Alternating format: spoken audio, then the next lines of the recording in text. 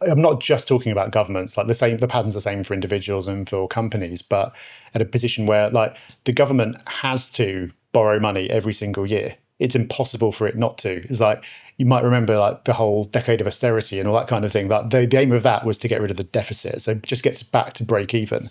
And I think they got there or nearly got there or something. And then COVID happened. But now that's not even spoken about anymore. Like no one's even talking about trying to get back to break even because it's impossible. So you're just locked into this pattern where you just have to keep borrowing more, which was all right when money was like next to nothing and the interest rates were really low. Now they're not. And so as time goes on, more and more of the debt pile is going to have to get refinanced at higher levels.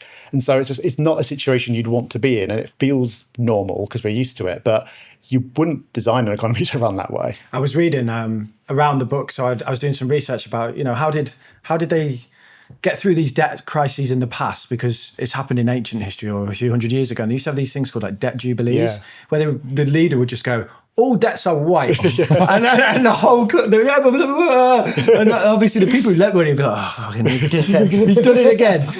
These debt jubilees, and they just write the book clean almost. And I know that inflation can be sometimes described as the modern day debt jubilee. And do you think then that in a debt-based economy where we have such high debt rates, that inflation is almost going to need to be necessary to reduce that burden? Definitely, yeah. The only things you can really do is you can pay off the debt, not going to happen. You can reduce the value of the debt in real terms, which is basically you sort of inflate the value of it away. So you might have like a 2 trillion in debt, but that 2 trillion becomes less over time in everyday terms.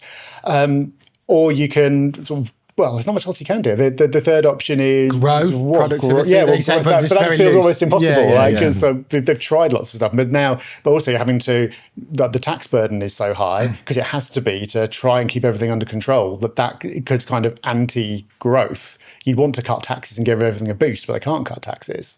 I think there was, not many people realised that inflation actually helped the UK government in terms of reducing their debt burden. It made the debt worth less in real terms. So there's this kind of weird sort of conflict of interest of they don't want high inflation because it's bad for the economy, but actually it will reduce the debt burden in real terms that they have, and they need to borrow because they're addicted to the debt. Yeah. So this constant cycle of higher rates and inflation and... Yeah, you want rates to be high but not too high. And there was some kind of study that figured around up to 4% was around the point, but like people didn't really notice or didn't get angry about it. Obviously when it's double digits like it has been in recent years, that's a problem. But the official target is 2. But if you get it like 3, 4 and just keep it there, then that's over time, that's quite helpful. This was a clip from our interview with Rob Dix about myths about money.